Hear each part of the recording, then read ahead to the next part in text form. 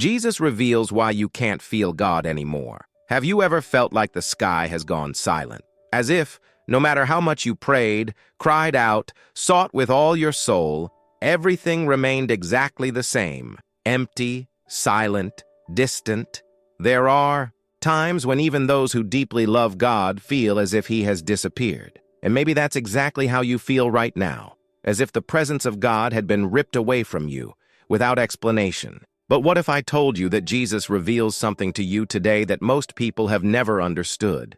A spiritual secret that can explain, with clarity and power, why you no longer feel God, and how to reconnect with Him in a real, deep, and liberating way.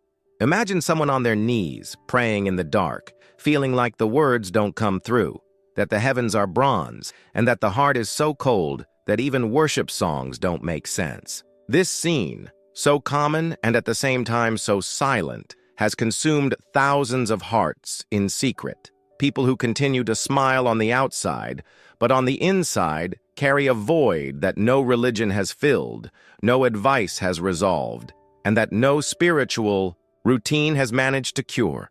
What if it is exactly there, in that silence, in that hidden pain, that God wants to speak to you today? Jesus reveals to you that there is a deeper reason behind this apparent absence, a reason that few know, and that almost no one has the courage to face. But today, you will face it. Because this revelation will not only change the way you see God's silence, it will restore your intimacy with Him. Yes, because what you feel now is not the end of your faith. It is the exact point where a new faith begins to be born. Many ignore this truth, but not anymore. Today, you will have access to something that few know about. It's not a formula, it's a revelation, and it comes straight from the heart of Jesus to yours. Take a deep breath, open your heart, and prepare yourself, because God may speak to you now in ways you have never experienced before. You are not here by chance. This message is not common, and this pain you feel is about to be transformed. Because even in silence, Jesus reveals to you, He never left your side, and now He will show you why. Take a deep breath and open your heart to this message. You are in a sacred moment, and nothing that is happening now is by chance. Jesus reveals to you that there are moments in life when the sky seems suspended, time seems slow, and the soul silently screams for help. But it is precisely in this place, where words fail and the heart closes, that Jesus chooses to approach with more strength. And if you got this far, it wasn't luck or coincidence. It was purpose. You are exactly where you are supposed to be, at the exact moment you need to be. Jesus brought you here because He knows what you've been feeling, even when no one else does. Before we move on, I want to make a deep invitation to you. If this message has already touched your heart, declare your faith in the comments with the words, "I trust in Jesus." Your comment could be the encouragement someone desperate needs to read today. It could be the spark that rekindles hope in a heart about to give up.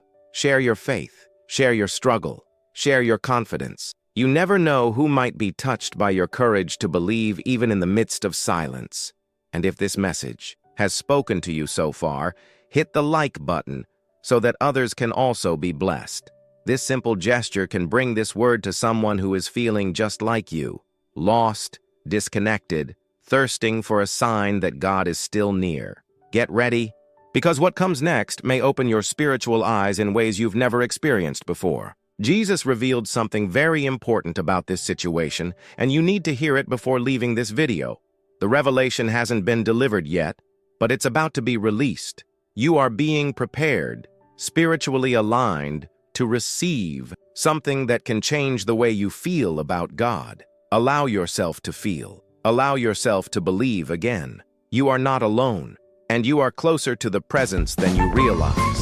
Imagine being in front of nothing, not physical nothingness, but spiritual nothingness, the kind of emptiness that echoes like a silent scream inside your chest. You pray, you cry, you wait, but the sky remains silent. No response, no signal, no direction. It's as if God had left your life without leaving a note on the door. And then you ask yourself, what did I do wrong? Why doesn't he listen to me anymore? Has he abandoned me? This suffocating feeling was exactly what Job felt. A man described as righteous, God-fearing, who shunned evil. And even so, he lost everything. Children, property, health, peace, and the most painful, he lost the sense of God's presence. He looked everywhere, east, west, north, south, but God seemed invisible, inaccessible, silent. God's silence for those who are faithful hurts in a way that the world will never understand. The Bible shows us this moment in Job 23, and it is a heartbreaking scene. He is not rebelling, he is not blaspheming. He is searching through the pain, trying to find meaning where everything seems unfair and still nothing. The sky remains closed. And in that silence, Job discovers something that many of us ignore.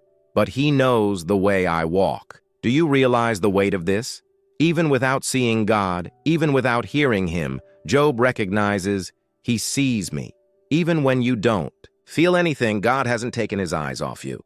There is a kind of miracle that makes no noise, a type of love that reveals itself in silence. It is in this silence that he is molding you, purifying you, transforming you, so that when all this is over, you will not only survive, but shine like gold. How many times have you prayed with tears, fasted with faith, believed with everything? You had, and still, it seemed like nothing happened. This is when many give up. They think God has left. That doesn't turn on anymore. But the deepest truth is precisely at this stage that no one understands. God's silence is never rejection. It is preparation. It is in the waiting room of heaven that the greatest promises are made. Silence hurts. It hurts because we are made of urgencies, expectations, immediate responses. We want God to manifest himself now. We want to see, touch, hear, feel. But what about when he chooses silence? And when he chooses to observe you instead of responding to you? What if what he wants most is for you to trust him even when he says nothing? Take a deep breath now. Feel it. Because this is perhaps the hardest message to accept. God does not need to prove his presence to continue being present. You may not feel him, but he is still there, observing every tear, every thought, every prayer whispered into the pillow at midnight. He knows the path you walk. He knows how alone you feel. But he also knows that this path, this desert, this valley, this silence is what will refine you. Maybe no one knows, but you are living a modern Job. Everything seems to have fallen apart. Friends moved away. The family no longer understands. You feel like you are praying in a locked room where the words hit the wall and come back. But God is there. Yes, there, in the locked room, in the tear that no one saw, in the sigh that only he heard. He is testing your faith, not to punish you, but to promote you. This is the kind of pain that transforms, that expels illusions and reveals the essence. And it is exactly at this point that Jesus wants to meet you, not at the high point, but at rock bottom, because it is there that the roots of faith deepen. It's there that you understand that you no longer need to see to believe, but you believe even when you don't see. And maybe, just maybe, what you call abandonment is actually the training of a heart that will be used by God for greater things. Perhaps the silent sky is not an absence of response, but a response in the form of trust. Because God is not limited to the sound of your voice. Sometimes he is speaking in the silence, and you will only understand that when the pain makes room for revelation. So if you are facing this silence, don't give up. Job didn't give up. And in the end, the silence that seemed like a sentence revealed itself as stoning. God knows you. He had. It shapes you. And when all this is over, you too will come out like gold. If this message is touching your heart, tell us in the comments. Jesus sees me even in the silence. Your comment could be the breath of hope that someone desperate is waiting to read today. But this is just the beginning, because what comes next will touch on something even deeper. What if what died inside you was faith? What if the emptiness that consumes you today is not God's silence, but the absence of your own inner flame? Now, Let's dive into a surprising encounter between Jesus and two disillusioned men, where he reveals how faith, even when dead, can be resurrected. And perhaps that's what's about to happen to you. There are days when you just stop, not physically, but inside. The heart still beats, the lungs still breathe, but the soul is still. And what used to burn with faith is now extinguished. There are no more tears in our eyes, no more praise on our lips, no more hope in our thoughts. Everything inside you feels cold, empty, silent, as if faith had left without asking permission, as if something had died inside, but no one noticed. And the worst part, you also don't know how to start over. That's exactly what two disciples felt when they walked sadly and silently to Emmaus after Jesus' death. They had seen the Master perform miracles, teach with authority, promise a kingdom, unlike anything the world had known. And suddenly, it was all over. In a brutal way, cruel. They saw the cross. They saw the bloody body. They saw the end. And with that, they lost everything that gave meaning to their journey, including faith, including presence, including the hope that God was still there. They were no longer going after Jesus. They were running away from the trauma, trying to leave behind the city where they saw their faith die. And it is in this scenario, on this road marked by hopelessness, that Jesus appears, but they don't recognize him. And that says a lot about how pain can cloud faith. Sometimes Jesus is on your side, but sadness prevents you from seeing. Sometimes he has already entered your story, but the heart is so numb that it cannot discern. And the absence you feel is not because he is gone, but because you have stopped perceiving him. As they walked, Jesus began to speak, explaining the scriptures, rebuilding the faith that had been destroyed by disappointment. And something started to change, slowly, like an ember that resurfaces beneath the ash. They still didn't know who he was, but their hearts were already starting to burn again. There was no visible fire. It was an internal heat, a subtle but powerful rebirth. And when they finally recognized Jesus, he disappeared. And the only thing they could say was, "Didn't our hearts burn as he spoke to us along the way?" This phrase, so simple and so profound, echoes to this day in souls who feel that faith has died, because it reminds us that Jesus does not need to be seen to be felt, that his presence may be camouflaged by pain, but still active, alive, transformer. They didn't notice Jesus right away, but he was with them the whole time, just like it is with you now. Maybe you just need to allow yourself to listen again. How many times have you felt this way? Empty, with a weight in the soul that you can't explain. The words of faith no longer come out. The songs that once touched. You now seem distant. The altar that made you cry today only causes you discomfort. It feels like something inside you has died, and you don't know how to bring it back. But Jesus reveals to you, the heart that stopped burning can reignite, not by your strength, but by his presence. And that presence is closer than you think. Emptiness is not the end. It is the space where God can breathe new life. The faith that seems dead is not buried. It is dormant. And when Jesus begins to walk beside you, even if you don't recognize him yet, he is already activating something. He is blowing on the coals. It is rearranging the truths within you. It is deconstructing disappointment and rekindling conviction.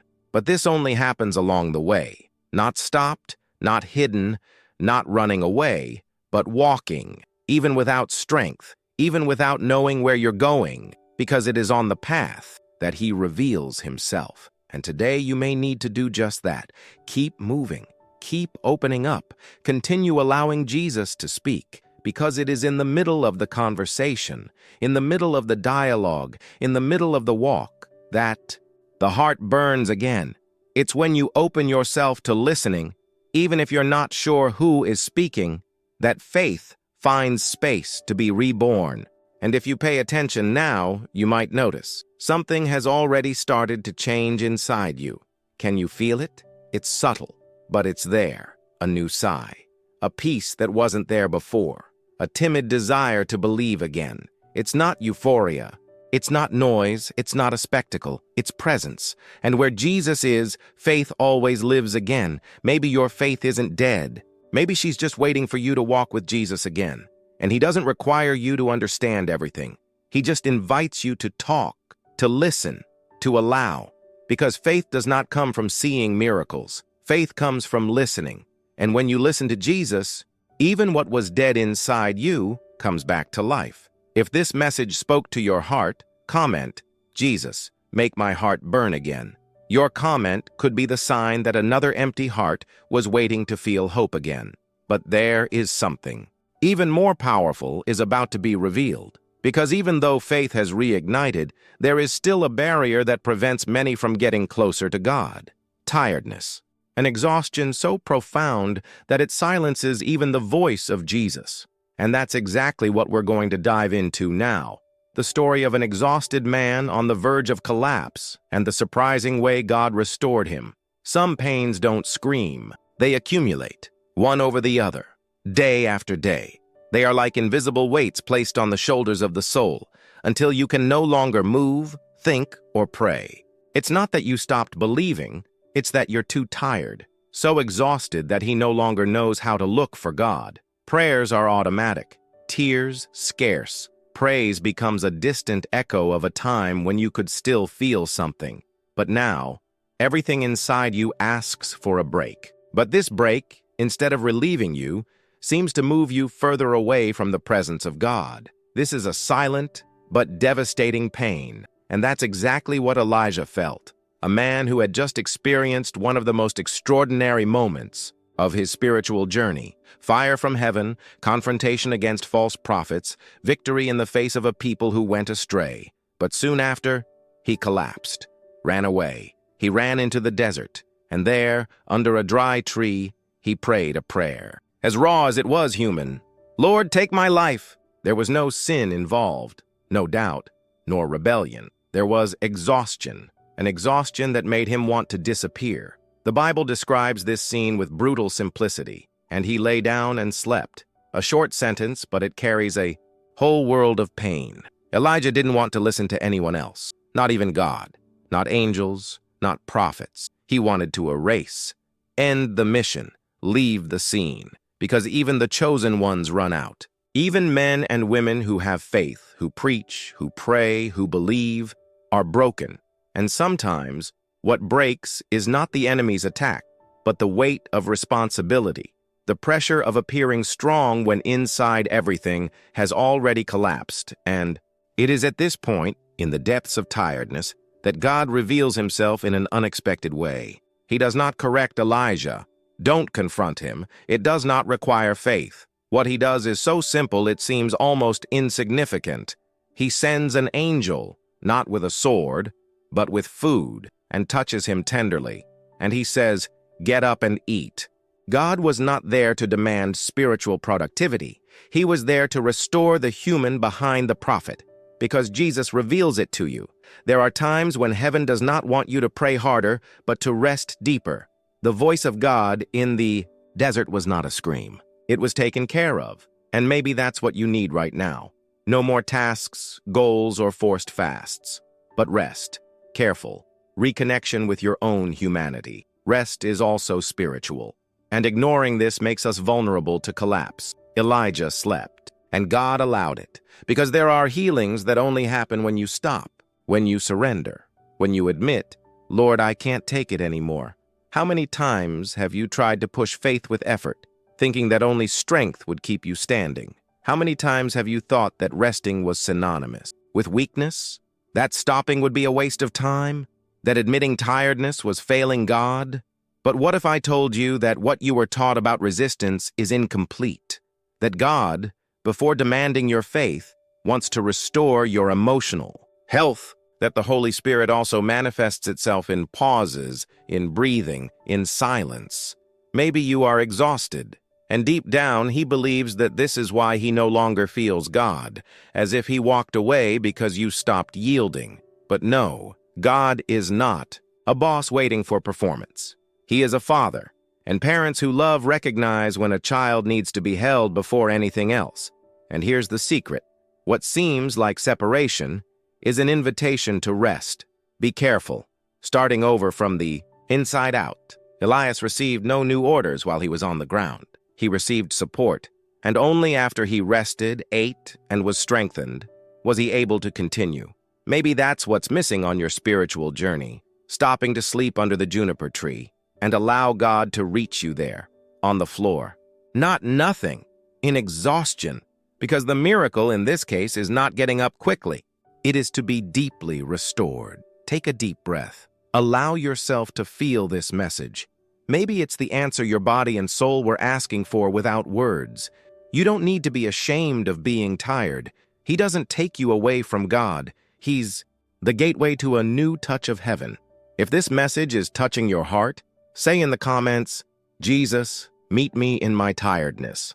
Your comment might be just what another exhausted heart needs to see to keep going.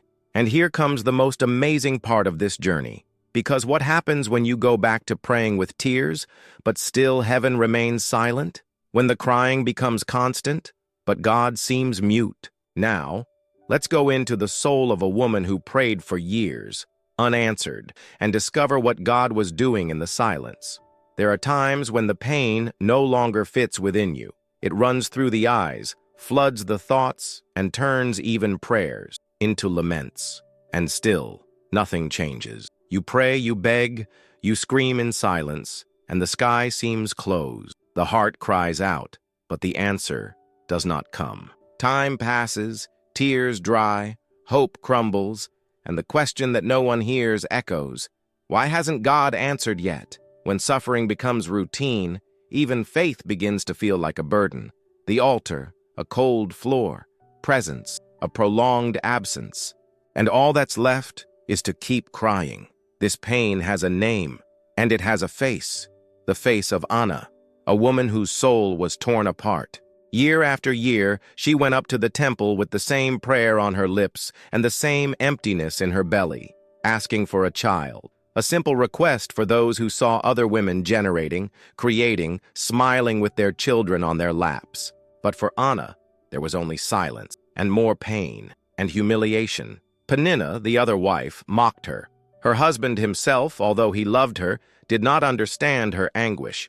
And even the priest, Eli, mistook her for a drunkard when he saw her lips moving without making a sound. Anna didn't speak with her mouth. She prayed with her heart. And therein lies the secret that many ignore. The most powerful prayer is not the most beautiful, nor the best constructed. It's the one that comes from the bottom, the one that rises from the soul in the form of a groan, the one that tears apart the sky not by volume, but by sincerity. The Bible says, Hannah spoke in her heart, and it is in this detail that Jesus reveals to you a truth that can change your story. God does not need to hear the sound of your voice to understand the cry of your spirit. How many times have you cried yourself to sleep? How many sleepless nights did you face with your heart screaming for help? And at dawn, everything remained the same? And then you started to doubt. Does God care? Does he listen to me? Has he forgotten me? But what if I told you that heaven is not deaf? It is just preparing something beyond your expectations. Hannah prayed for a son. God was forming a prophet. Anna wanted a baby. God dreamed of Samuel, the one who would hear the voice from heaven from childhood, who would anoint kings, who would become a watershed for the nation. What you call delay, God calls stoning. Waiting is not punishment, it's construction. And every tear you shed isn't being ignored. It's being harvested, saved, registered. Not a drop of your suffering is wasted in the kingdom of heaven. And even when it seems like everything is at a standstill, something is being created in the invisible. God is moving on the inside before he manifests on the outside. Anna didn't see anything changing for a long time. But she didn't stop praying. She continued going to the altar. He continued handing over what he didn't even have yet. He continued to believe even when everyone around him thought it was crazy. And it was in this silent perseverance that the sky opened. The answer did not come with thunder, nor with a supernatural revelation. It came at the right time, and when it came, it was bigger than anything she imagined. Samuel was not just a son, it was a milestone, a gift with purpose, a living testimony that God hears even the prayers that no one hears, and maybe you are in that exact place right now. In the middle of crying, feeling like no one understands your pain, that God hid, that you are no longer heard. But the truth is that He is more attentive than ever. God does not reveal Himself only in quick answers. It reveals itself in resistance, in the time when you choose to continue trusting, even without understanding. The day you go to the altar without strength, but with faith. The moment your tear becomes prayer, and the sky moves without a fuss. Close your eyes for a moment and allow yourself to feel this word. God is closer than you imagine, and He is not silent out of neglect. He is working in silence, like someone building a miracle where no one can see. And when you least expect it, what seemed like eternal silence will become testimony. If this message spoke to your heart, comment now. Even without an answer, I trust in you, Jesus. Your comment could be the relief that another heart, hidden in pain, so desperately needs to find. But that's not all. What you're about to discover will change the way you see everything. Because there is a pain even more subtle and destructive than ignored crying, the anxiety that steals your peace and disconnects you from the presence of God. And next, we'll dive into a scene where Jesus confronts this kind of mental fatigue with a simplicity that reveals a deep spiritual secret. Have you ever tried to pray, but your mind just wouldn't let you? Have you ever felt your heart too agitated to be able to hear anything coming from the sky? As if your own thoughts scream louder than God. Anxiety has this effect. It steals peace, distorts God's voice, and imprisons us within our own minds. It is a constant noise that drowns out the whisper of the Spirit. And the cruelest thing is that even in the midst of the rush, you are trying to please God. He does everything right, He's everywhere, He helps everyone, except Himself. And as ironic as it may seem, even trying to please God can become a burden when you forget to simply be with Him. This was exactly the trap Martha fell into. Jesus entered her house, but she did not stop. She took care of everything: the food, the housekeeping, the service. And meanwhile, his sister Maria was at the Master's feet, listening. Martha, agitated, worried, frustrated with her sister's lack of cooperation, approaches and complains. And Jesus responds with a sweetness that disarms any justification. Martha, Martha, you are anxious and worried about many things, but only one is necessary. This scene reveals something deep and uncomfortable. Jesus reveals to you, you can have God inside your home and still be far from Him. You can be surrounded by spiritual activities, ministerial responsibilities, tasks of faith, and still be disconnected from the presence that truly transforms. Because anxiety takes you out of the present. It traps you in the what if, the how, the when, the what if it doesn't happen. And it is in this accelerated mental space that faith begins to fail. How many times have you felt this way? Doing everything right, but with a restless heart. Praying, but unable to hear. Going to services, but not feeling touched. Serving, but without peace. And all because your mind won't stop. It traps you in cycles of worry, guilt, control, fear.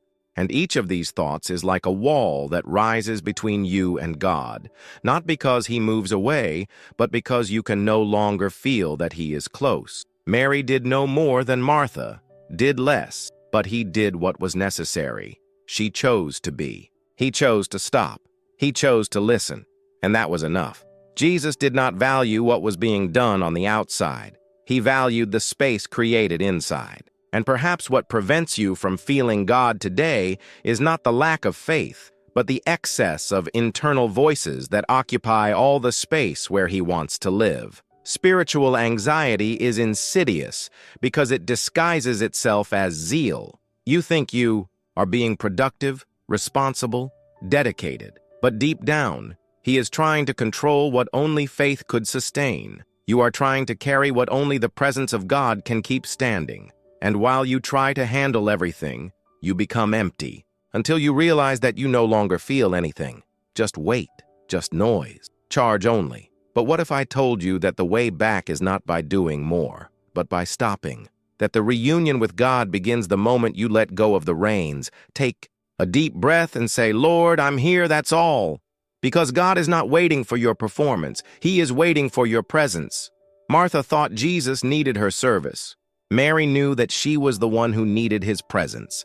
And if you're feeling Martha today, overwhelmed, anxious, spiritually exhausted, know that Jesus is not reproving you. He is calling you, not to do more, but to sit at his feet, to listen.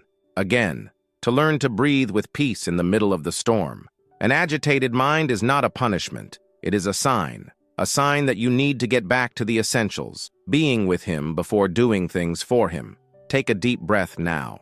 Close your eyes. Imagine yourself before him. There is no charge in this look, just love, just presence, invitation only. Come, sit here. Leave the world outside. Leave the control. Leave the rush. Just listen. That soft voice is the healing your soul so desperately needs. If this word reached you, declare in the comments, "Jesus, I let go of control and listen to you again."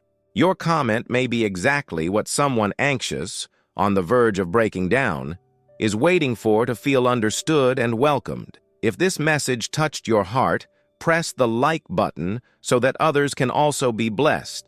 Your like can be God's instrument to reach other lives. But there is an emotional prison that paralyzes even more than anxiety, guilt. And in the next story, we will enter the wounded soul of someone who made a big mistake, felt shame, cried bitterly, and was still restored by Jesus. What is about to be revealed will change the way you see yourself before God. There are wounds that don't bleed outside, but eat away at everything inside. They are not caused by the losses, offenses, or pain of others, but by ourselves. Errors, thoughtless choices, words spoken on impulse, decisions that today weigh on our conscience like invisible chains. Guilt is a silent prison that little by little convinces us that we no longer deserve to be close to God, that we have failed so badly that his presence has become inaccessible. And in that abyss, you begin to believe that God still exists. He's just no longer accessible to someone like you. It was exactly this type of pain that tore Pedro's heart. He was not just any disciple. He was the one who walked on the water, who saw Jesus transfigured, who firmly declared, "You are the Christ, the Son of the living God." But still, it was the same one who denied the Master, not once, not twice, but 3 times, afraid, with shame, in front of ordinary people. Pedro, the impulsive one. Pedro, the passionate one. Pedro, what he promised to never abandon, and failed resoundingly. And that's when the heart breaks. Because guilt doesn't just come from making a mistake, it comes through contrast. The greater the love you feel for God, the greater the despair when you feel that you have let him down. Peter didn't just make a mistake. He knew that he had denied Jesus himself at the most critical moment. And right after the rooster crowed, the Bible says, "And when he went away, he wept bitterly." This kind of crying is not just about regret. It's the cry of someone who feels like they've lost everything. That crossed the line of unforgivable. That he broke something he could never fix. And maybe that's how you feel. You knew what was right, and yet you did the opposite. You knew the word. You felt the presence of God. You were used by him, and yet you fell, denied, ran away. He distanced himself. And now, you carry a guilt that prevents you from lifting your eyes and praying, because guilt builds walls. Walls high enough to convince you that God doesn't want you anymore, that he only walks with those who get it right, with those who keep their reputation intact, with those who don't fail. But what if I told you that Pedro's biggest mistake wasn't denial? It was thinking that it disqualified him forever. Jesus reveals to you, God did not choose you because you would be perfect. He chose you because he knew that even though you were broken, you would still respond to his touch. Peter's redemption did not happen the moment he cried. It happened later, when Jesus, resurrected, called him back. Not to charge, not to remember your failure, but to restore. Jesus didn't ask, "Why did you deny me?" He asked, "Do you love me?" 3 times. One for each denial. Not for revenge, but for healing. Because only true love is capable of breaking the cycle of guilt. Jesus didn't need to hear, "I love you." Pedro needed to say. He needed to remember that despite the mistake, the love was still there, still alive, still possible. And that's what restores. Sincere repentance is the bridge that breaks down all walls of guilt. It doesn't matter how far you've gone. It doesn't matter how far away you are. It doesn't matter what you did. What matters is what you do now. And now Jesus is asking you the same thing. Do you still love me? If the answer is yes, then the way back is open, fully. No reticence, no reservations, no restrictions. Perhaps your biggest spiritual blockage today is not doubt, nor pain, nor fear, but guilt. You feel like you can't raise your hands anymore. Who can no longer sing? Who no longer has the authority to pray? But the truth is that the blood of Jesus covers exactly these moments. It doesn't just cover the past. He redeems the now. He embraces those who fell. He restores those who have been ashamed. And more than that, he trusts again. Because it was to Peter, the same one who denied, that Jesus said, "Feed my sheep." The presence of God does not move away when you fall. She walks over to get up. And forgiveness is not something you earn with effort. It is something you receive by grace. The only thing you need to do is say yes. Yes to the love that restores. Yes to the mercy that never fails.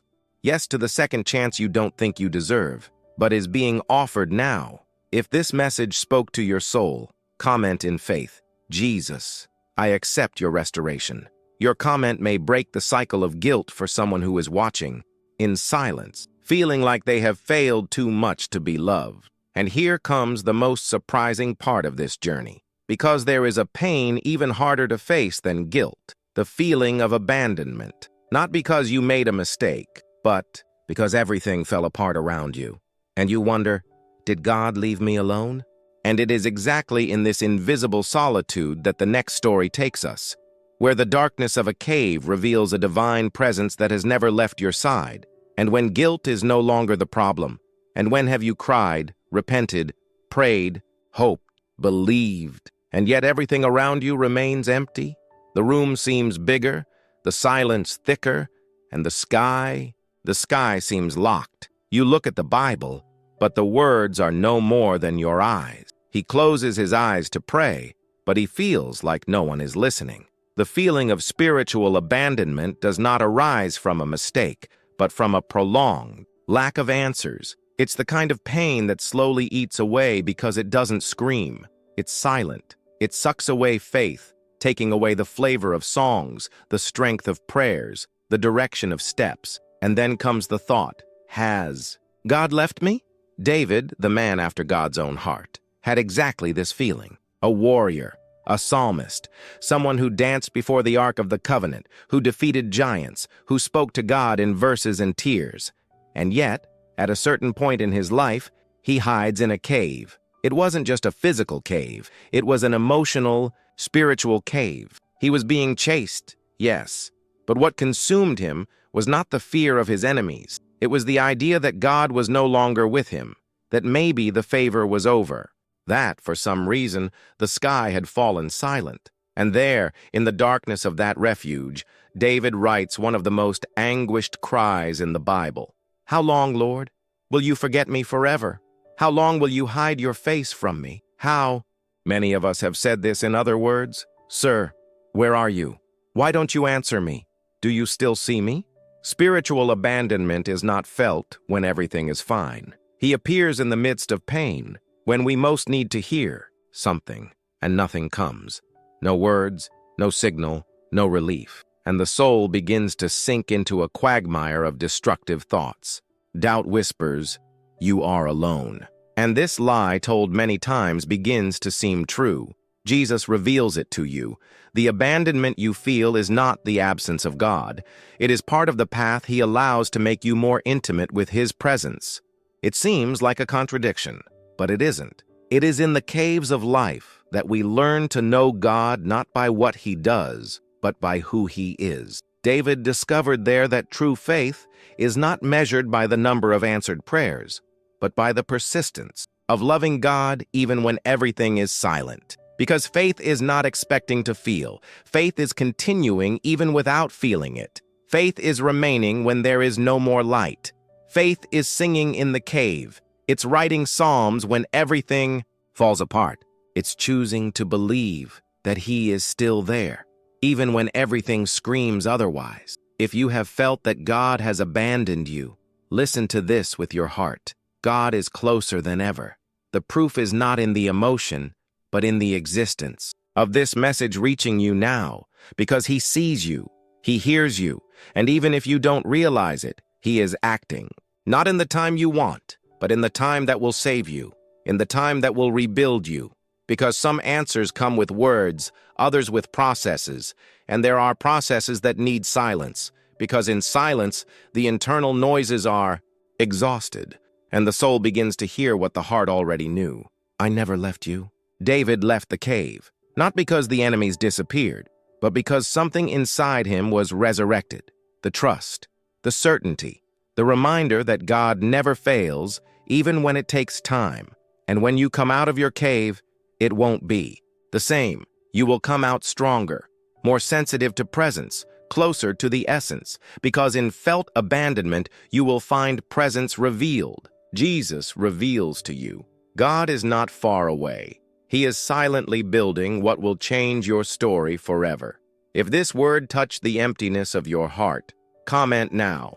God, I know that you are still with me. Your comment could be the light that someone needs to read today so they don't give up for good. What you feel does not define the spiritual truth that sustains you, but something even more powerful is about to be revealed, because there is a pain even more intense than abandonment. It is when you pray with tears, with sincerity, with faith, and even then, it seems that heaven remains locked. Next, we will delve into the story of someone who cried before God with all his soul, and still, he did not receive an immediate response. What this story reveals can completely transform the way you interpret God's silence. Prepare your heart. It's hard to admit, but maybe it's what you feel most right now. Praying seems pointless. It's not that you stopped believing. It's not that He walked away from everything. The problem is that you are tired of kneeling and not feeling anything, tired of talking to God and leaving the same way, as if every word that comes out of your mouth rises to the ceiling and comes back empty. You close your eyes, try hard, try to concentrate, repeat promises you heard as a child, try to remember what you were taught about faith. But all that's left is this deafening emptiness. And the worst thing is that no one sees it. On the outside, you remain the one who says God is faithful. Inside, you are getting closer and closer to abandoning hope. If you have already arrived at this place, then perhaps you are closer to Jesus than you realize, because He went through it too. That night in Gethsemane, Jesus turned away from His disciples to pray. He knew the final moment had arrived. I knew about the cross, the suffering, the betrayal. I knew everything, but even so, He fell on His face and said, Father, if possible, remove this cup from me. This was not just any prayer. It was an outcry, a plea of real pain. There was not a triumphant Messiah there, but a broken son, pressed, crushed by an anguish that, according to the Gospels, reached the point of making Him sweat blood. And what did heaven respond? Nothing. No words came from above. No voice came down. No miracle happened at that moment. Just silence. Jesus' prayer was not useless, but it was also not answered in the way He asked. And it is here that Jesus reveals something that can change the way you view God's silence.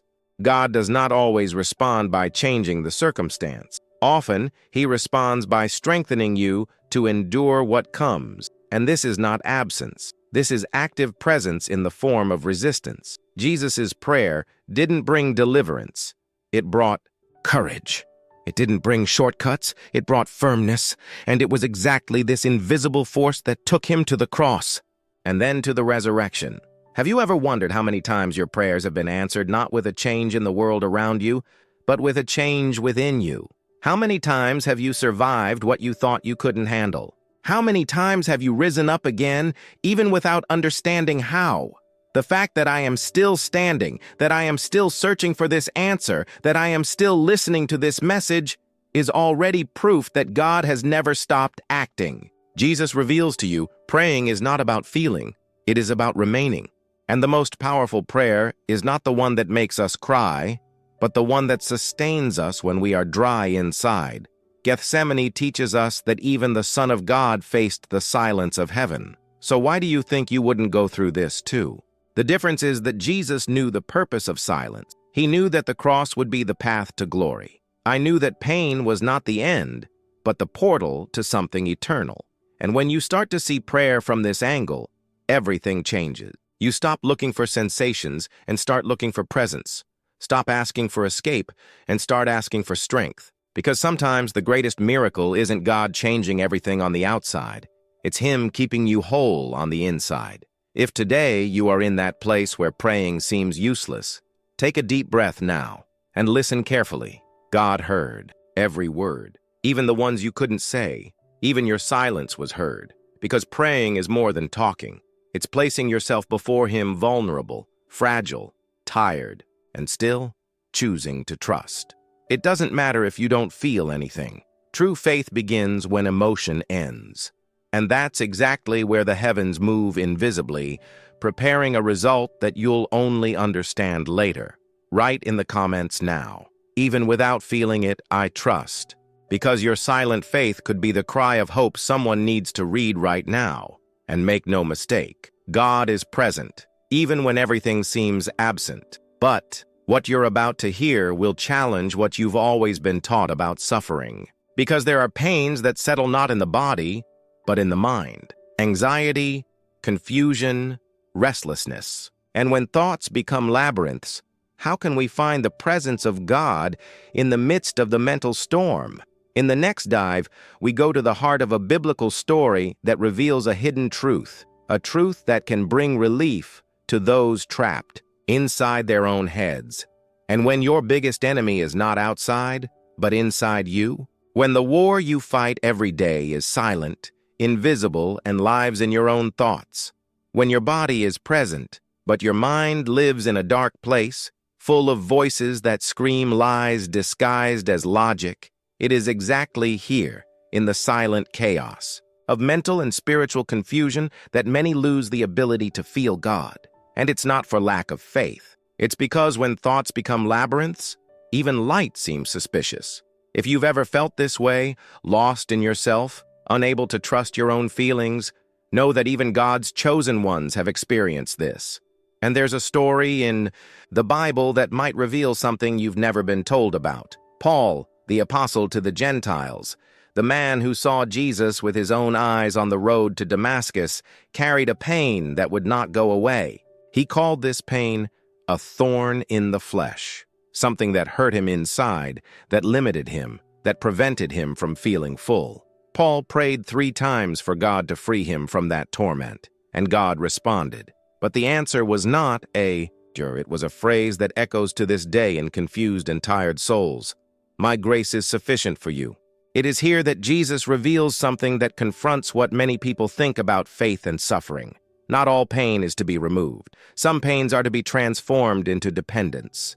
The mental confusion you face is not a sign that God has moved away. It could be the opposite. It could be exactly the sign that He is calling you to trust beyond reason. Because there is a peace that does not depend on logic. There is a confidence that begins when your thoughts fail you. And there is a grace that sustains you when your own understanding is unable to hold your soul. Paul understood this. And when he understood, he stopped asking for the pain to be taken away. He began to rejoice in his weaknesses because he discovered a secret. The weaker he was, the more God's strength was manifested. This is counterintuitive, but it is the key to crossing the mental desert. Have you ever tried to fight thoughts that just won't let go? Ever feel like you're trapped inside your own head, watching your body live a life that your soul can't keep up with? Have you ever been afraid that deep down you are too broken to be touched by God? The truth is that you are not alone, and you're not too broken. You are at the exact point where God's grace acts most powerfully. Jesus reveals to you, mental confusion is not a sign of the end of your spirituality. It is the invitation to deepen your confidence. Stop trying to understand everything. Stop trying to control what you can't control. There is a peace that passes, understanding, and it doesn't come when you understand. It comes when you let go. God doesn't need your logic, He needs your surrendered heart. Maybe the only prayer you can say today is, Jesus, I don't understand anything, but I'm still here. And that's enough. Because your stay in the midst of chaos is an act of faith more powerful than 1,000 beautiful words. God sees this. He supports you on the inside when everything seems to be falling apart on the outside. You may be surrounded by doubts, but the truth is that God never relied on your certainty to act. He acts based on His love, and His love does not depend on your emotional state. God's presence is not suspended by your instability. On the contrary, it is in your greatest weaknesses that He reveals Himself most. Take a deep breath now. Allow yourself to feel this message. Close your eyes if you can, and imagine Jesus entering that dark room that is your mind. He's not afraid of what He finds inside. He's seen it all, and yet He chose to stay. If this word spoke to you, declare in the comments, Jesus is my clarity. Your comment could be a beacon in the dark night for someone who also needs this truth right now. There are moments when the soul seems paralyzed. You want to pray, you want to read, you want to search, but you just can't. And when even the simple act of approaching God becomes difficult, what to do? The answer you are about to hear will change the way you see everything. But what about when the problem is not the absence of faith, but rather the paralysis of the soul? When you want to pray, but can't. When opening the Bible seems like too much of a task. When even listening to a worship song triggers an discomfort that you can't explain. It's not a lack of will, not laziness. It's as if something inside you has been blocked, as if there is a crowd between you and the presence of God. And the more you try to overcome this invisible barrier, the more it feels like you are moving away. If this is your state right now, Jesus understands exactly where you are. And there is a story that will show you why. Zacchaeus was a small man, and not just in physical stature, small in people's eyes, considered a traitor for being a tax collector, rejected by those who knew him. But there was something in him that still pulsed, the desire to see Jesus. When he heard that He was passing through Jericho, he ran as far as he could, but the crowd stopped him. There was no space. There was no access. There were external barriers and certainly internal ones as well. This is where Jesus reveals to you a powerful spiritual key. Sometimes what prevents you from accessing God is not a lack of faith, but the wrong angle. The crowd represents everything that obscures your vision. There are thoughts, guilt, tiredness, distractions, voices from the past, all piled up, blocking your connection with the divine. Zacchaeus didn't give up. He did something that seemed strange, even embarrassing for a man of his position. He climbed a fig tree, changed perspective. It rose, and it is in this simple but courageous gesture that the turnaround happens. Jesus looks up, sees Zacchaeus, and calls him by name. In that instant, everything changes. The man stuck, blocked, embarrassed, becomes the center of Jesus' gaze. This is no coincidence. It's purpose, and Jesus reveals it to you. When you cannot move in your soul, move in faith. Change your perspective. Sometimes, the simple gesture of trying to see Jesus in another way unlocks everything that was blocked inside you. Maybe what's holding you back today isn't sin, but the weight of not feeling anything anymore. Maybe you're judging yourself for being distant when really you're just exhausted. Maybe you think you no longer have the right to seek, when in fact Jesus already has His eyes fixed on you. He sees you even when no one else does. He calls you even when you think you can't hear Him. And He comes into your house, not because you convinced Him, but because you wanted Him. How many times have you felt this way? Like Zacchaeus, pressured by a system that pushes you out. Have you ever tried to seek God and felt as if everything around you was pulling you in the opposite direction? Have you ever felt ashamed for no longer being able to do what used to come naturally, like praying, reading, or simply believing? If so, listen to this with your heart. You are not failing. You are in process, and every process requires patience, but also a decision to break away. It doesn't matter how big the crowd is holding you back, a simple change of posture can restore your spiritual vision. The presence of God has never been as distant as it seems. Sometimes it's just covered by layers of voices that you need to silence. And this fig tree today can be a small act, opening the Bible, taking a step outside the house, confessing to someone what you are feeling, writing a prayer, even if without beautiful words. God is not impressed by perfect speeches. He answers hearts that are still trying to rise, even tired, even locked, even confused. If this block spoke to your soul, write in the comments, "Jesus, unlock me," not out of spiritual vanity, but because this simple gesture could be the push that another stuck heart is waiting to move. Your testimony is more powerful than you realize. And here comes the most impressive part of this journey, because there is something even deeper than the silence of God or the weight of inertia. There is a pain that tears inside, the feeling of being completely alone, as if not even the sky had eyes for his existence. And what happens next will confront everything you believed about loneliness. There is a pain that silences even the internal scream, the feeling of being alone. And I'm not talking about being without physical company, but about that loneliness that weighs heavily even when there are people around, the solitude of the soul, the one that makes you wonder if God really sees where you are, and if he sees, why doesn't he do anything? Why doesn't it change? Why doesn't it appear? This pain lurks when everything seems still, and even the most desperate prayers come back empty, like an echo in an endless valley. But Jesus reveals it to you. There is a truth hidden even in the darkest deserts. And to understand this, we need to go back to the story of a woman who, in the eyes of the world, no longer had value. But in God's eyes, she was never alone. Hagar was just a servant, foreign, invisible, pushed into a role she didn't choose, used, humiliated, and then rejected. She had no name among the powerful. And in a moment of total vulnerability, he fled, pregnant, no direction, in the desert, alone. Maybe you are in that same kind of desert right now, running away, exhausted, tired of bearing what no one else knows you carry, and yet feeling like God is not around, that he abandoned the path when you needed it most. But this is where the story takes a turn that no one expected. Alone and without hope, Hagar is surprised by something impossible. God finds her in the desert. Nobody was looking for her, but heaven knew exactly where she was. And not just that. God speaks to her, calls her name, promises blessings for her son. And then, in the most moving verse, Hagar declares, "You are the God who sees me." Genesis 16:13. This changes everything, because while the world ignored her, God watched her. As she fled, God followed. While everyone saw an unimportant servant, God saw a mother with promise. How many times have you felt like Hagar? As if I were just one more in the crowd? Like no one notices your silent pain, your hidden tears, your attempt to hold it all together as you crumble inside? Ever wondered if God sees your deepest thoughts? Those questions you don't dare say out loud? The truth is that he sees. And not only sees, he remains.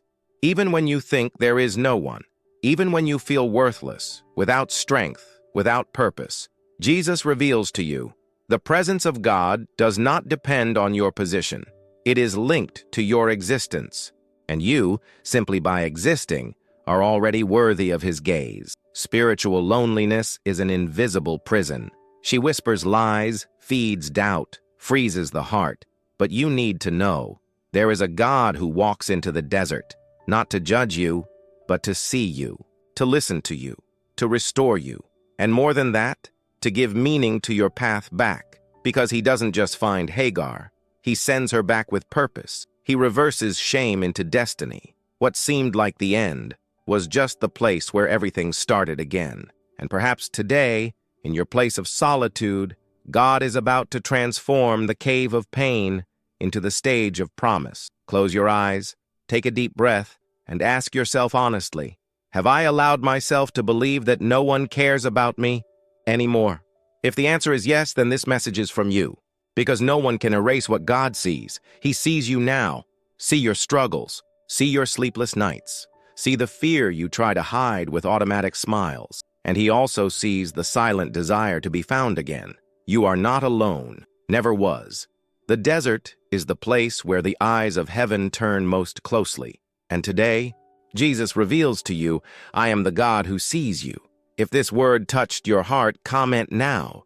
God, thank you for seeing me. Your comment could be the help that someone right now is waiting for to know that they are not alone. There is power when we share our pain in faith. You can be a light in someone else's desert. But there is a kind of pain that comes not from direct suffering, but from empty repetition. Living on automatic can be more dangerous than living in pain. Because while the pain screams, the automatic falls asleep. Are you ready to wake up?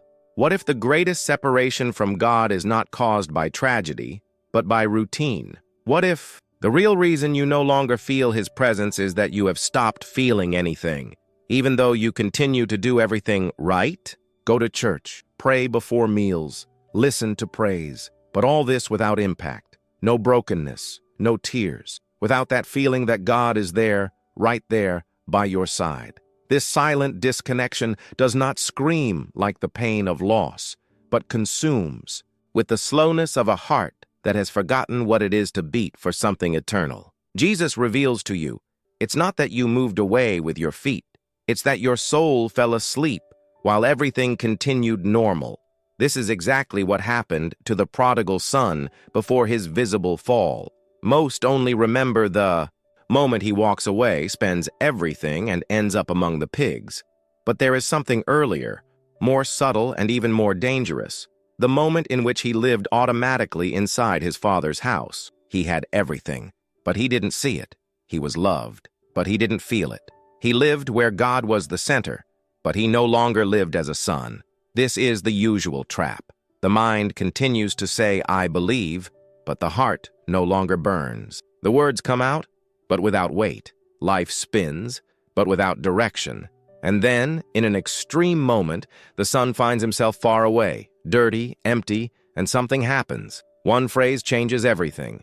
Coming to his senses. Luke 15:17. This is the turning point. It wasn't the pig. It wasn't hunger. It was an internal awakening. The soul, sleeping for so long, finally wakes up. And when that happens, he doesn't say, I need more money, or I need new clothes, or I want a new place. He says, I will return to my Father. Because when the Spirit wakes up, it knows exactly where home is. And Jesus reveals it to you.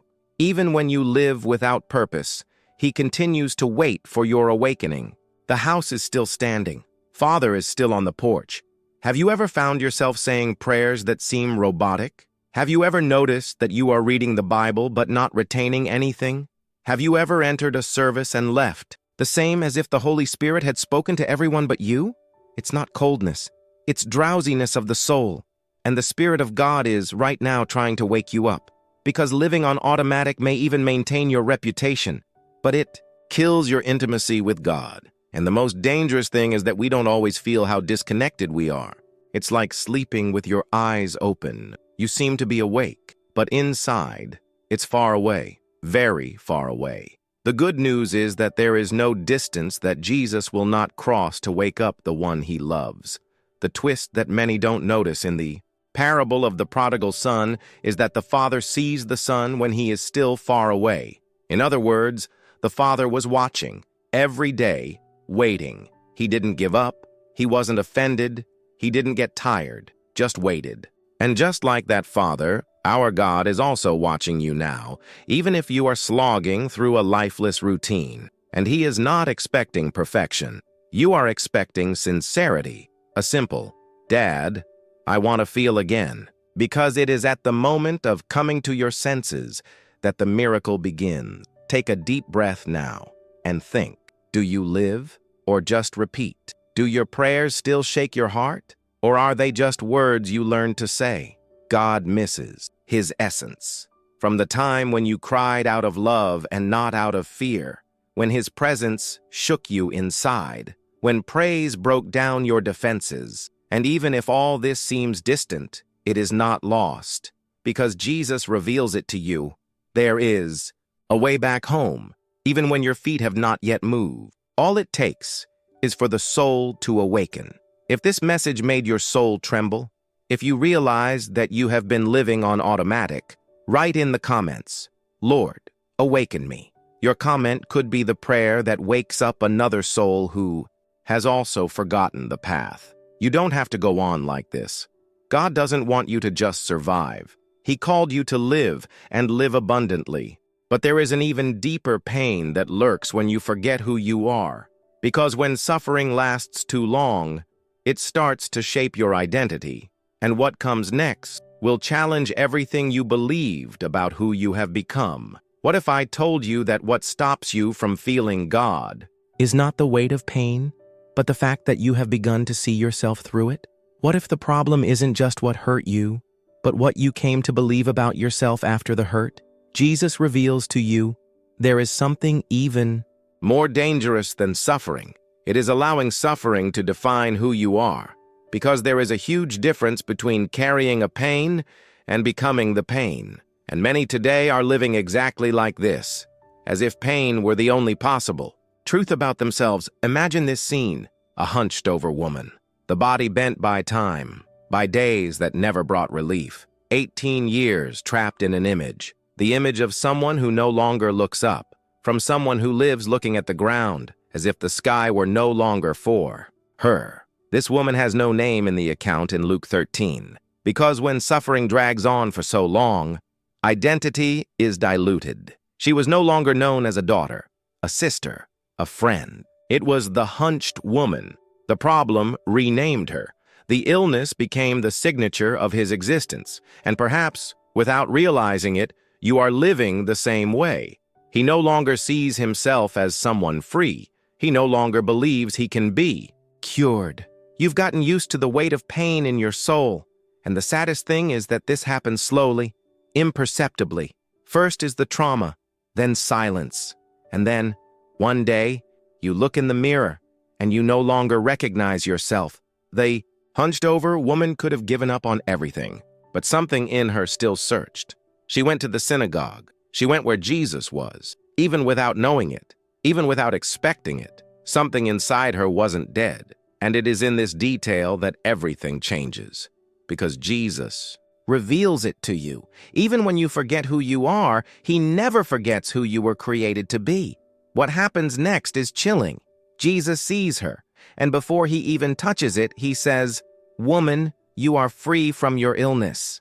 It wasn't a request. It wasn't a process. It was one word. Because when Jesus speaks with authority about who you are, even pain obeys. And here's the twist that turns this story into something eternal. Jesus doesn't say, "You will be healed." He says, "You are now free." Because there are pains that bind us in the body, but which are broken first in the spirit. Now stop for a moment and think. Have you lived like this woman? Emotionally bent? Looking only down, at the ground, at the past, at the failures? Have you forgotten what it's like to look up? Because you learned to expect little from life and nothing from yourself? The pain was so constant that it now seems normal. Sadness became company. Fear became a counselor. Shame became a mirror. And it all made you think that this is how it will be forever. But Jesus reveals to you, you were not called to live hunched over. You were born to walk tall, in freedom, with your eyes firmly on the sky. Pain is not your name. Trauma is not your identity. Sadness is not its essence. Do you know why this story is so powerful? Because she doesn't just talk about a physical miracle. It talks about rebuilding an identity. The woman who entered there was the image of pain.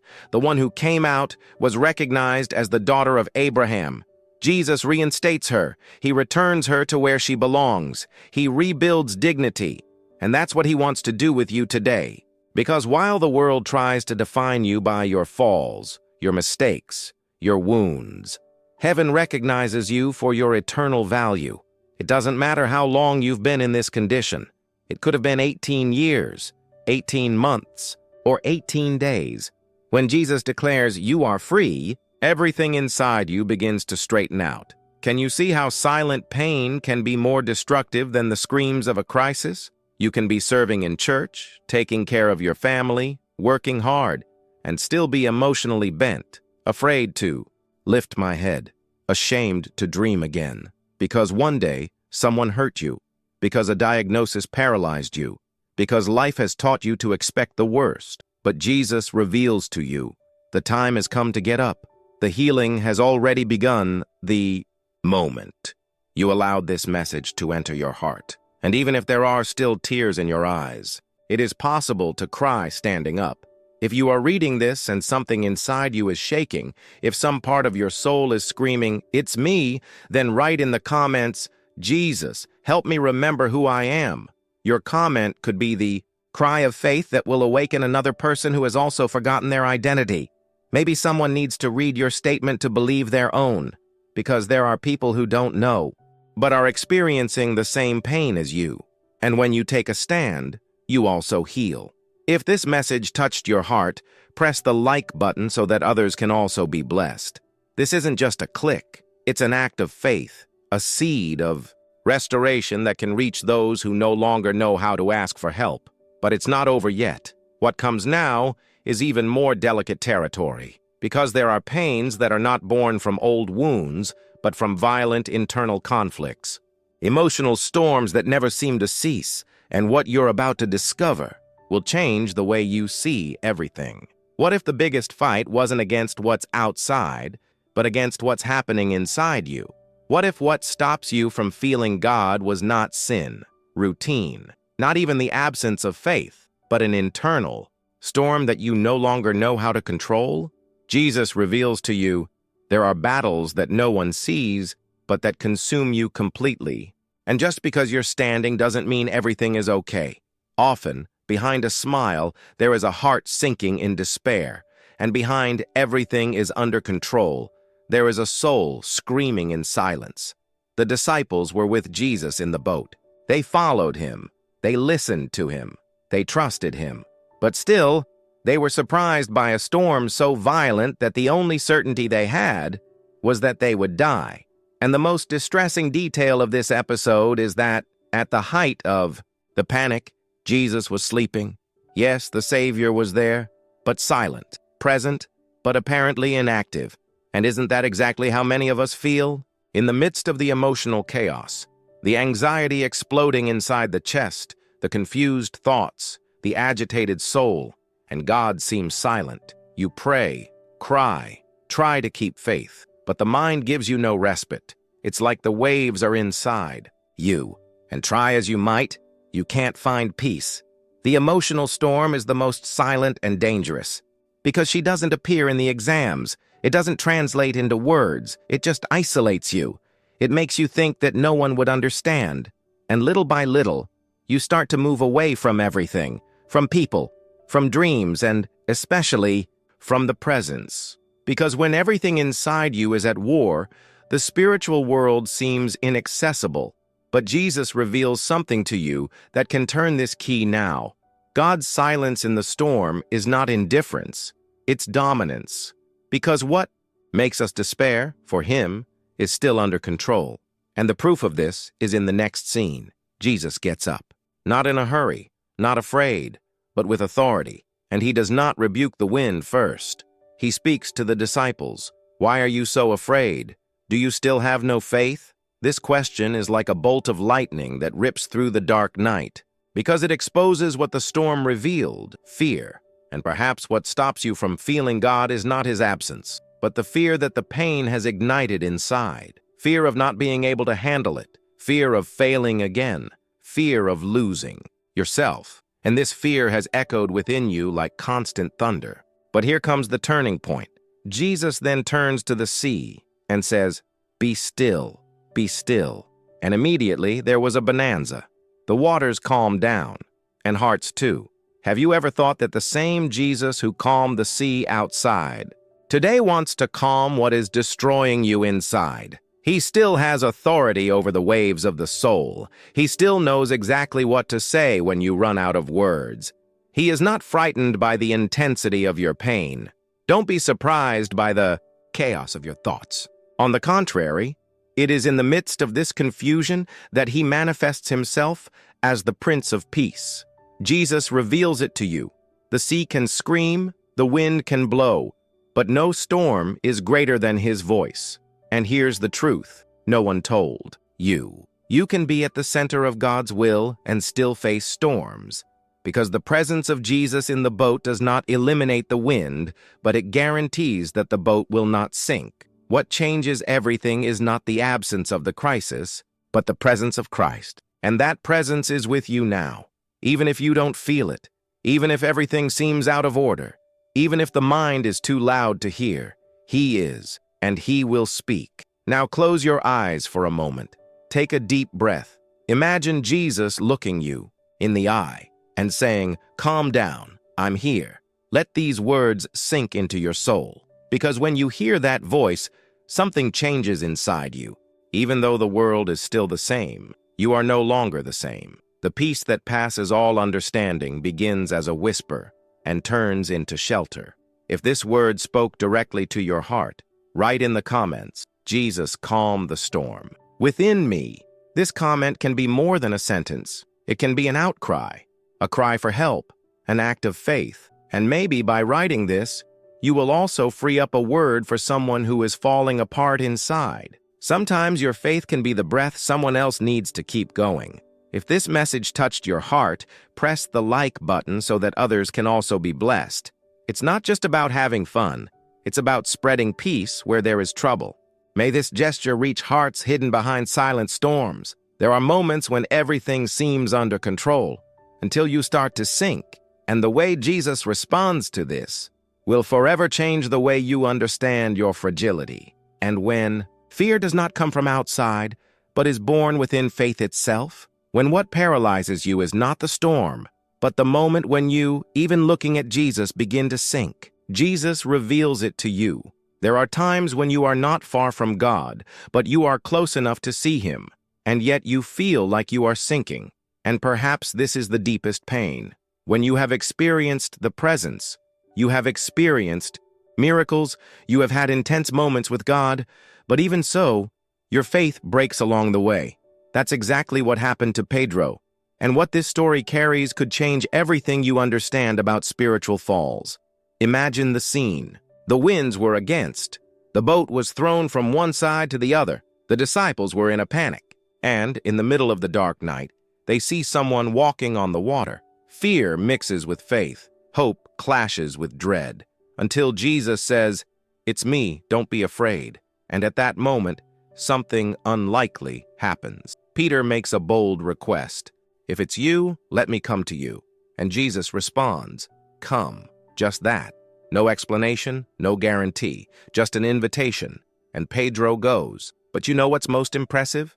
Peter walked on water. Yes, even with wind, even with waves, even with fear. He went. His faith got him out of the boat. And for a few steps, he experienced the impossible.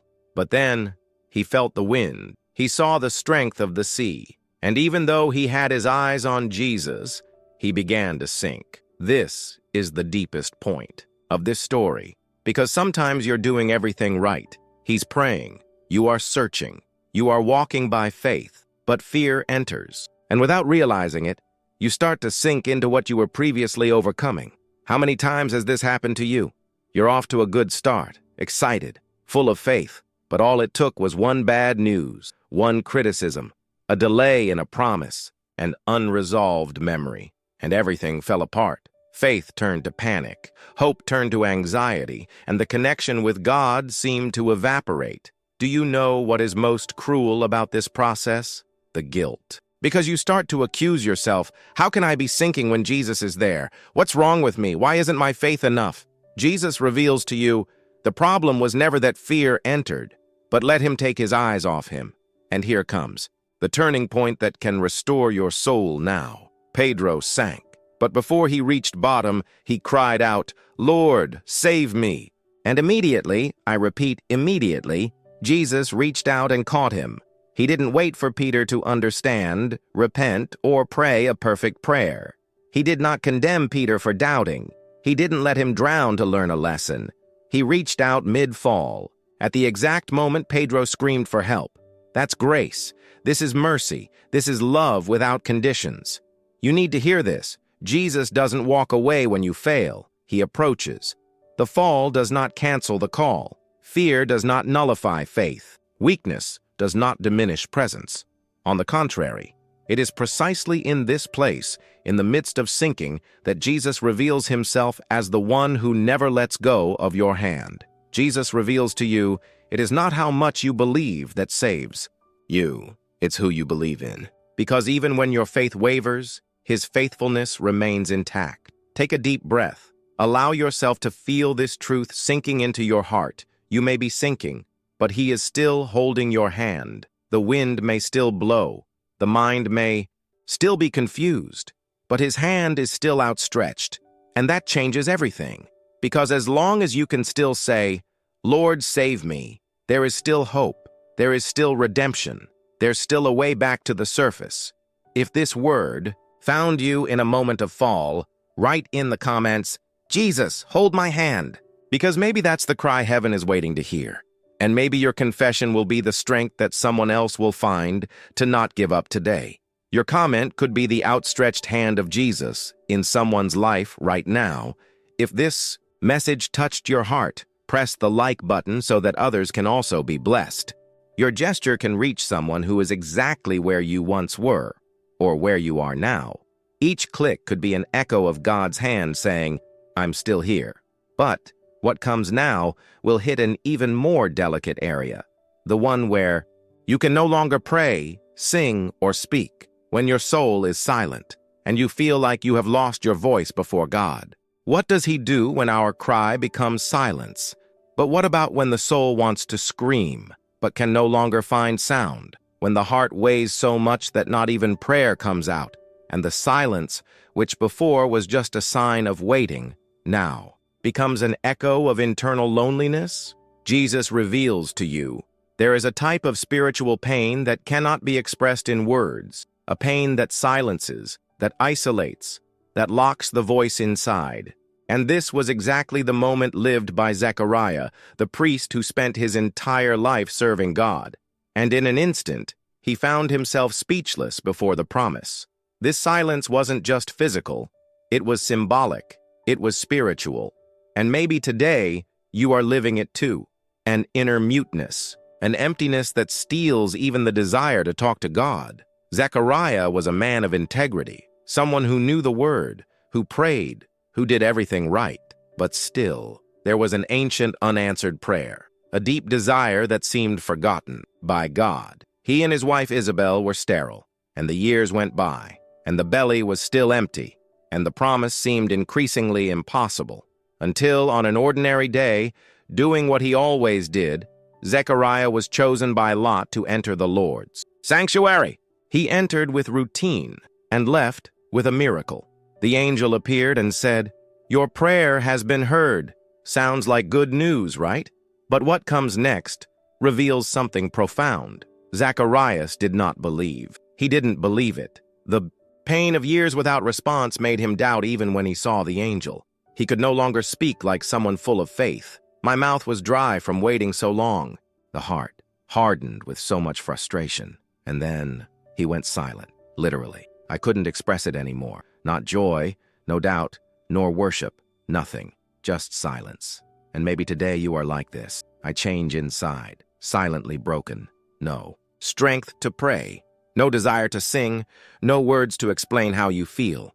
And the worst, without the courage to admit it even to yourself. You are present at services, read the Bible, does everything right, but your soul no longer speaks, and inside you wonder, have I lost my voice before God?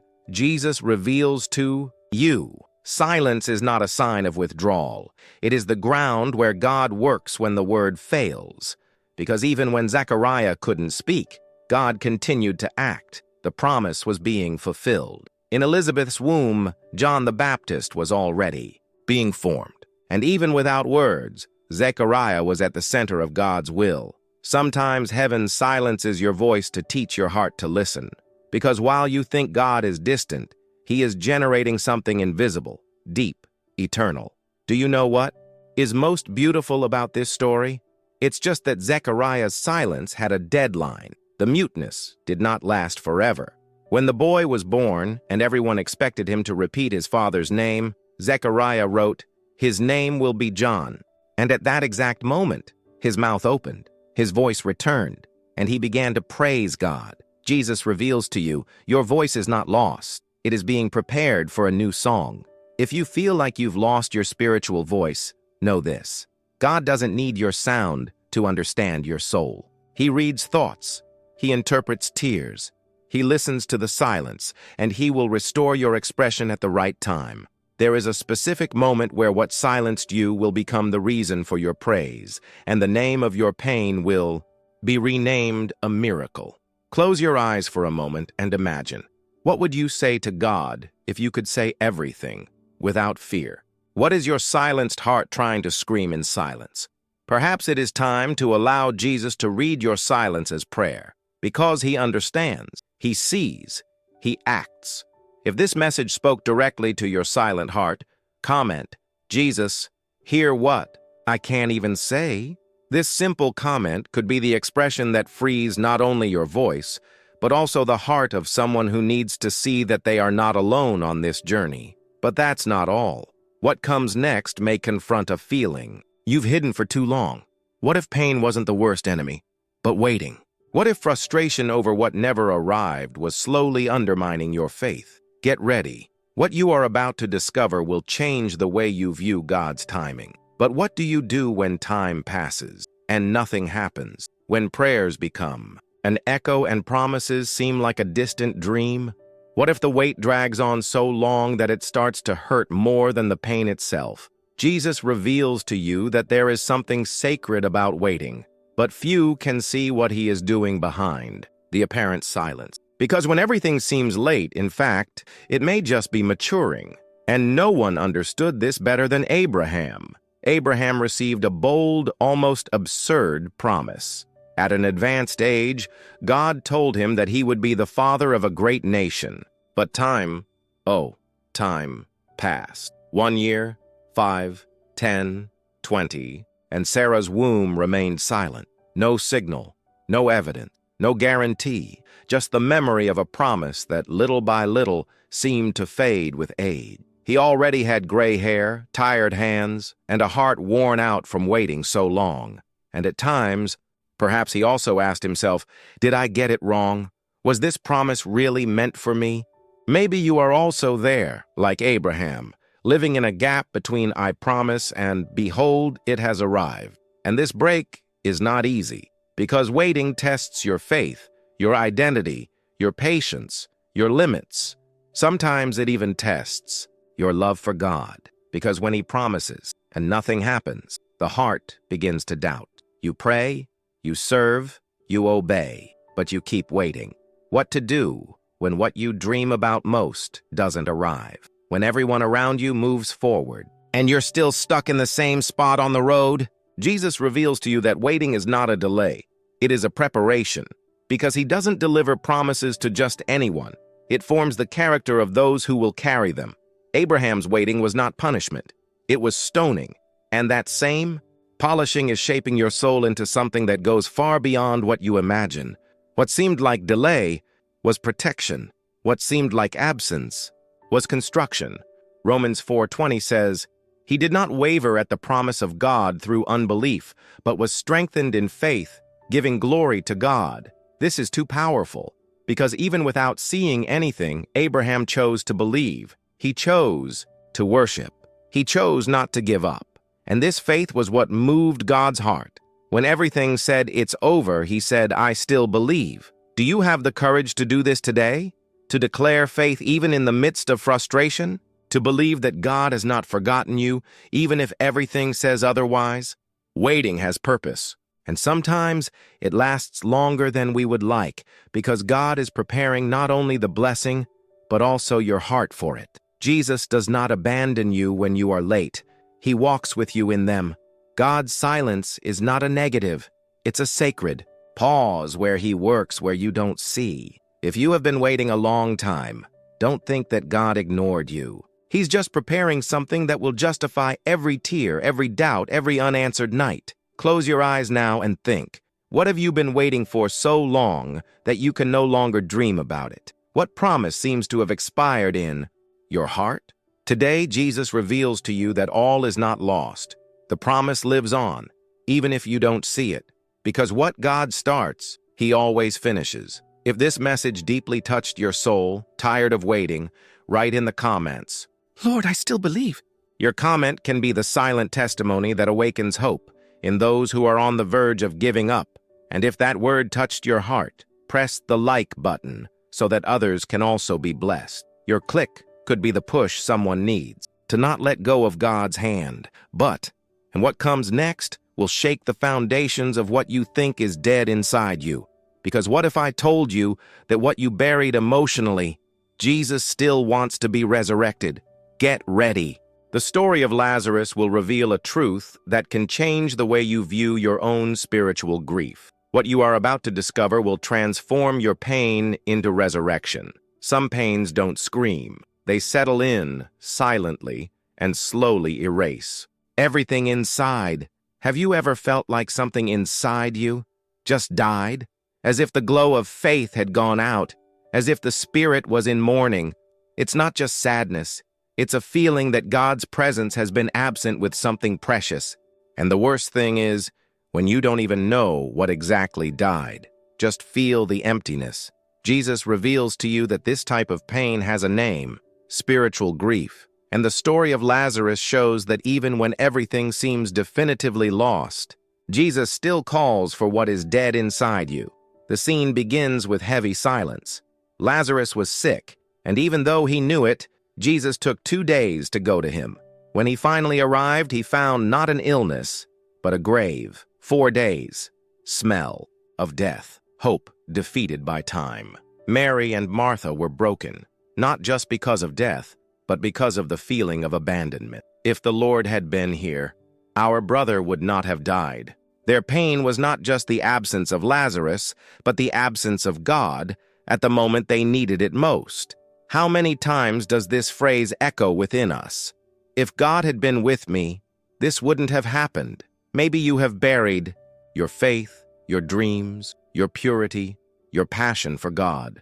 Maybe something inside you died when the relationship ended, when that prayer was not answered, when you lost someone, when he was betrayed, when you expected a miracle and all you received was silence. Spiritual grief is not just about crying. It's about getting used to emptiness, about living with absence as if it were part of life, and worse, about giving up asking God to revive what was lost. But here's the point. Jesus reveals to you that just because something seems dead doesn't mean it's beyond his reach. When Jesus arrives at the tomb of Lazarus, he weeps. But it is not a cry of despair. It is the cry of someone who feels human pain, but knows the divine answer. Because right after the crying, the order came that tore the morning in half. Lazarus, come out. And that voice, which seemed late, proved that no death is final. When Jesus is involved, can you imagine the moment? The people around were silent. The immobile tomb, the smell of death in the air. And then, the stone moves, and Lazarus comes out, alive, breathing, with your heart beating and your eyes open. The impossible happened, not because Mary insisted, but because Jesus decided it was time to call back what had been buried. How many things are there in you that Jesus is waiting to call back to life? Spiritual mourning ends when you hear his voice calling you out of apathy, hopelessness, trauma, frustration, disappointment in God. It's still calling. Can you still hear it? The same Jesus who called Lazarus by name knows yours too. And it is calling exactly what you believed was dead. Your courage, your intimacy with God, your ability to love, to believe, to surrender. Nothing is beyond his voice. What was buried inside you? What did you stop praying for because you felt it was no use anymore? What have you decided to hide and accept as lost forever? Jesus reveals it to you now. Death will never be the end of the story when he is in charge. Even though the world declares it to be over, he still whispers, "Come out." Close your eyes for a moment and listen. Imagine this voice that tears through the darkness with authority. Imagine the sound of the tomb opening. Feel your chest expand with hope. You can get out of this dark place. You can go back to living inside. Take a deep breath, because there is life returning now. If this message touched you, if you felt something move inside you, write in the comments, Jesus, call me out. Your comment could be the seed of resurrection for someone who is silently dying inside. And if this word spoke directly to your heart, press the like button so that others can also be reached. Your like could be the instrument that God will use to lift up those who no longer have the strength to pray. But that's still not all, because even after the soul is resurrected, there are still emotional chains that trap you in the past. What you are about to discover will change the way you face your deepest wounds. Joseph was betrayed by his own brothers, but what seemed like the end became the turning point. The next story will reveal a secret that almost no one realizes. Sometimes what hurts you is exactly what will heal you. Sometimes it's not God's silence that stops you from feeling His presence. It's the noise of feelings that you tried to bury, but that continue to scream inside. Bitterness, hurt, resentment, accumulated guilt for mistakes you didn't make but carried. Words that hurt you years ago and still echo. Betrayals that you swore you were over, but they still hurt when you close your eyes. Jesus reveals to you that there is a type of prison that has no bars, but that keeps the soul shackled. And that's why even praying, fasting, trying to feel God, you're still stuck. Because forgiveness isn't about the other person, it's about you. And Jose understood this in a way that changed the course of history. Imagine being sold by your own brothers, being kicked out of the house out of envy, being betrayed by those who were supposed to protect you. Jose went through this. Humiliation, abandonment, injustice. He was thrown into a cistern and then thrown into a prison. But do you know what the longest prison sentence was? The one that no one saw. The prison of silent pain. The pain of being hurt by someone you loved. The pain of remembering, the pain of not being able to forget, and yet God was with him. But note, Joseph felt the presence of God, but he could not experience it fully until he freed those who hurt him from the place they occupied within him. And then the most unexpected moment arrived. Years later, the brothers reappear, and they didn't recognize him. They were there, vulnerable, without knowing that they were facing the one who had the power to take revenge. It was Jose's chance to release everything he had held back for so long. But instead, something supernatural happens. He cries, not out of weakness, but out of liberation. Because forgiveness is not born of justice, but of grace. Jose doesn't hide behind pain. He turns pain into redemption. And he declares one of the most powerful phrases in Scripture. You meant evil against me, but God turned it for good. Genesis 50:20. This verse is not about forgetting what happened. It's about reframing, about looking at the wound and seeing the process, about recognizing that God did not ignore your pain, but used it to shape you. Jose left the physical prison before leaving the emotional one. And you? How long have you been free on the outside but chained on the inside? You think you've already forgiven, but all it takes is a name, a memory, a photo, and everything comes back, because the wound was never treated, just covered up. Jesus reveals to you that His presence has not disappeared. It just can't flow in a clogged heart. The Holy Spirit is like living water, but water doesn't flow where there are rocks and hurt, resentment, bitterness. These are giant rocks on the path of faith. Do you feel like you can't advance spiritually? Maybe it's not a spiritual attack. Maybe it's the lack of emotional release. And when you release forgiveness, it's like opening a dam. The water runs again. The presence is felt again. Forgiveness is a spiritual choice. It's not a feeling, it's a decision. And by releasing the other, you free yourself. You no longer need to live as a prisoner of feelings that paralyze you. You no longer need to allow what hurt you to continue controlling you. Joseph didn't just forgive. He fed the brothers. He cried with them. He transformed the memory of trauma into a source of provision. This is not human. It is supernatural. And that's exactly what Jesus wants to do with you. Take a deep breath and ask yourself, who still occupies a place inside me that should be empty? What memory still stops me from living God's new life? What do I need to deliver today so that the Holy Spirit can flow freely in my soul again? If this word spoke to you, write in the comments, Jesus, set my heart free. Your comment could be the key that will unlock the emotional cell of someone who is silently begging for release. And if this message touched your heart, press the like button right now. Your like isn't just a digital gesture, it's a spiritual act. It may be through him that other prisoners of hurt and pain are touched by this transformative truth. But that's not all. Because no matter how much you forgive, no matter how much you release, there can still be a feeling of absence, as if something inside you is incomplete. The feeling that you've strayed too far, that you've lost something you can never get back. But what you're about to discover will change the way you see everything.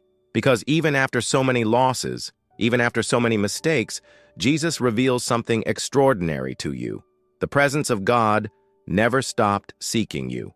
And in the next block, you'll understand why he keeps running toward you, even when you've stopped trying. What if the feeling of emptiness, distance, and divine silence is not the end of your spiritual journey, but in fact, the most intimate new beginning you have ever experienced? Because there are stories in the Bible that not only reveal to us God's love, they show us the exact moment when he runs toward us, even when everything inside us has already given up.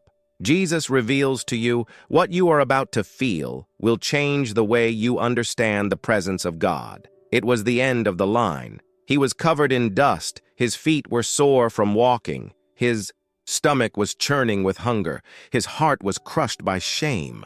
The youngest son in the parable no longer looked like that boy full of dreams who had left home asking for his early inheritance. He was now the picture of misery, of regret, of ruin. He had lost everything: money, friends, dignity, and perhaps, he thought, even his father's love. All that was left was a faint thread of memory, an image of a home where, one day, he had known what it was like to be loved without deserving it. But he didn't know what still awaited him.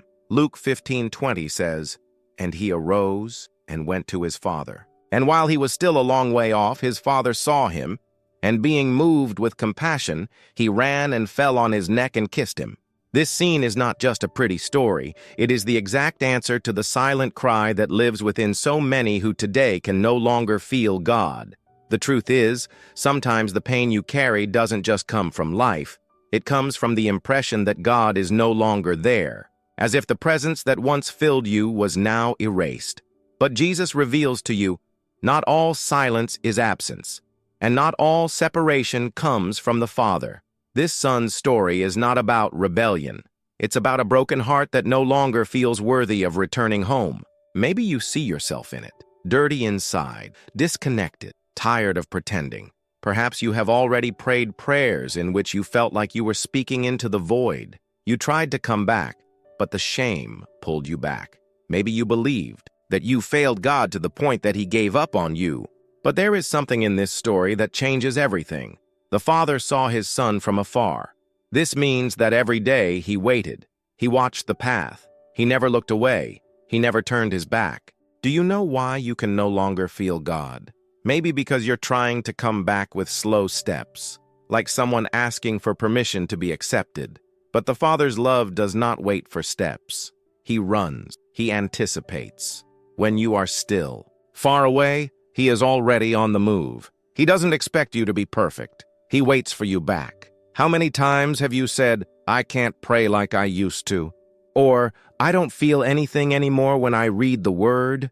But isn't this the exact moment when God is running towards you? He does not ask you for spiritual performance. He wants a broken heart. And when you think you've lost everything, Jesus reveals to you that you still have the most important thing, the chance to come back. Now take a deep breath, close your eyes if possible, and imagine this scene. The son fell to his knees, ready to give a speech of repentance. But the father won't let him. He hugs. He kisses. He returns dignity even before asking for forgiveness. This is not theology. It is restoration. It is the language of heaven that says, "You may have moved away, but I never stopped waiting for you." The pain you feel, because you no longer feel God, is not a sign of failure. It is proof that he still pulses within you. And you know what else?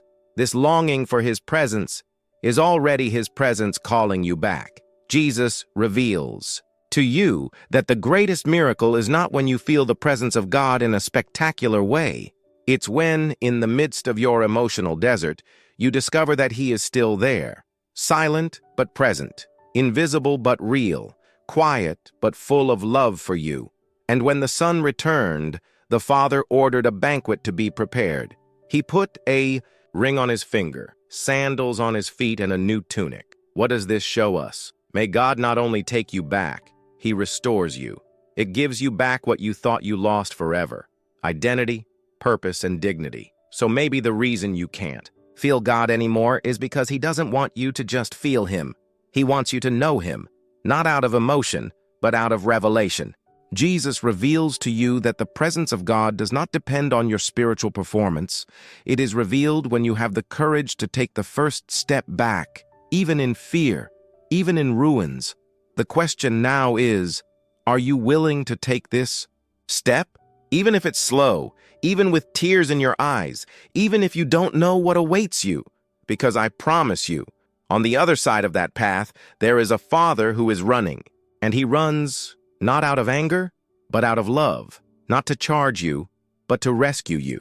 And maybe today is the day you will feel God again, not like before, but in a way that will forever transform your soul. If this message touched something deep inside you, if you felt this presence involving you right now, write in the comments, "Jesus, I'm back." Your testimony could be the sign of hope that someone is waiting to start over too. Because sometimes all it takes to feel God again is the courage to stop running from Him and start running towards Him. Do you notice? You've come this far, after going through every word, every pain, every story that spoke deep down about yourself. Something inside you began to awaken.